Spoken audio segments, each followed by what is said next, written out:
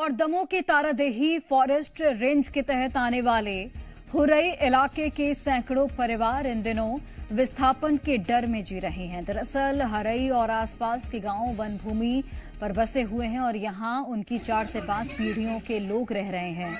अब जंगल का विस्तार हुआ तो अधिकांश इलाकों को खाली करा लिया गया है। इस इलाके में पहले इंदिरा आवास, कुटीर और अब पीएम आवास के तहत मकान भी बने हैं, लेकिन जंगल विभाग इस मकानों को ध्वस्त करने की योजना बना रहा है, जिसको लेकर ग्रामीणों ने पहले पास के गांव में आए कलेक्टर से भेंट कर अपनी परेशानी बताई और अब गांव में ही ग्राम सभा बुलाकर इस मामले में आंदोलन की रणनीति बनाई है। मामला सुर्खियों में आया तो अब वन अधिकारी विस्थापन की बात से इनकार कर रहे हैं।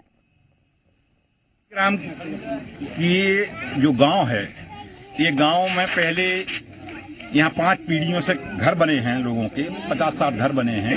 प्रधानमंत्री आवास मिल चुकी है, इंदिरा आवास भी मिले हैं, 12 नए आवास प्रधानमंत्री आवास के चल रहा है, एक किस्त डल चुकी है। लेकिन फॉरेस्ट वाले अब बोल रहे हैं कि चूंकि हमारा यहाँ पर ये आधा गांव हमारे हम लोग ये चाहते हैं कि जब हम पहले से रह रहे हैं, हमारे पूर्वज 3 पीढ़ियों के, तो ये जगह कौन से नियम में बंदोबस्त में चली गई और यदि चली गई तो इसके जिम्मेदार कौन है? शासन, प्रशासन, वन विभाग की, राजस्व विभाग के?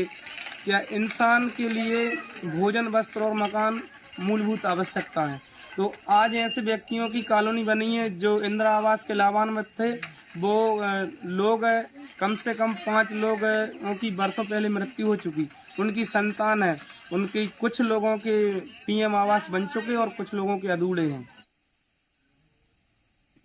हम लोग कहाँ जाए छोटे छोटे बच्चे लेके? हम तो यहीं रहेंगे और नहीं रहने देंगे तो हम यहीं प्राण त्याग देंगे, नहीं कहीं नहीं जाएंगे। यही मांग है आपकी? यही मांग है मोरों की और हम लोगों को यही चाहिए जमीन।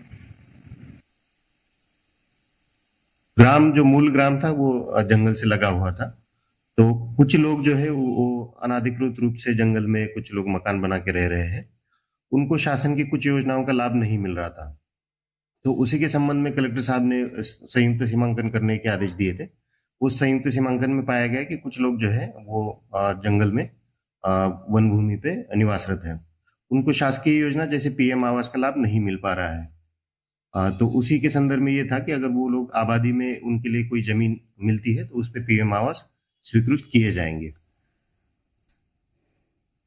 और इसी के साथ